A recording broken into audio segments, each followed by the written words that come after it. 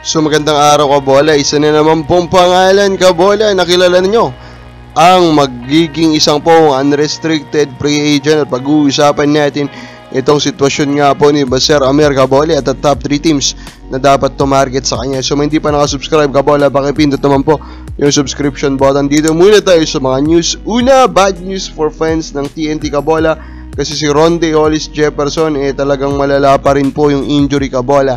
Kaya naman po pinili na lang po ng TNT Kabola na ipalit po yung kanya pong kapatid. And according po sa rules, Kabola, ang isang import pala is isang beses lang pwede pong palitan Kabola. So it means Kabola na ito nga pong si Ronde Kabola hindi na po makakabalik kahit pa maging healthy siya. Kung maalala nyo Kabola, ito po ay nangyari yung injury niya doon sa kanilang game sa EASL Kabola kung saan kung maalala nyo siya po ay nawalan ng malay, no? Doon po nangyari yun pong kanya pong injury Kabola at ito na nga pong kapatid niya yung papalit sa kanya. And of course this will be a downgrade knowing nga po yung level ng play ni Ronde. Si Raleigh hardworking din naman po, do it all type, pero iba pa rin kasi yung level po ng Ronde. And I think with this pwede natin sabihin na talaga yung capacity ng TNT to win the championship talagang bumulusok na po pababa Kabola.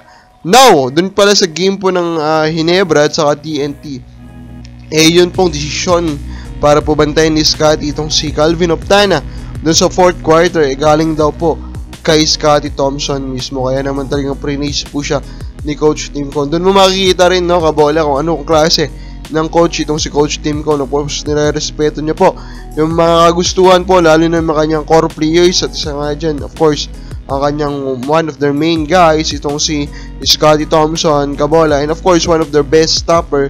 Kaya nung hiningi niya itong si Calvin, pumayag agad itong si Coach Tim Cone, and of course, si Scotty did well.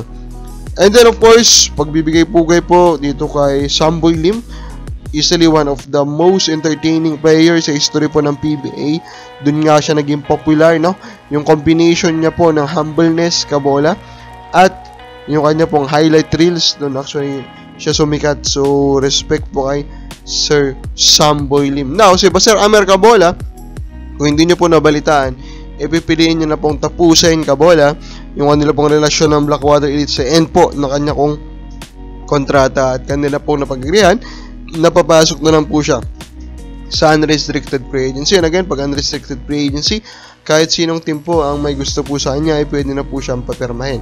So, I will suggest po 3 teams that should consider signing itong si Baser, the Hammer, Amer. Number 1 natin dyan, of course, is TNT Kabola.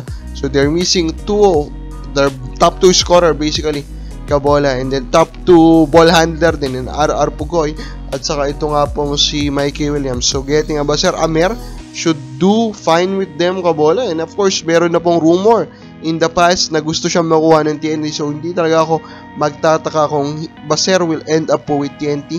And I'm pretty sure he will end up with a good role there. Ano na nga po, wala po ngayon si Mikey Williams. Number 2 natin, Barangay Ginebra, San Miguel, Kabola.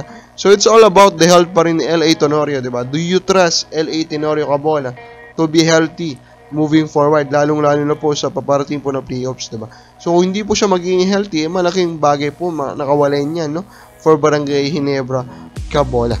And then number 3 natin, of course, Northport Batang Pier. They are doing well. They are competing for one of the playoff spots, Kabola. Pero kung titignan mo po yung kanya pong 4th game rotation ngayon, batang-bata po, Kabola, at marami pong need.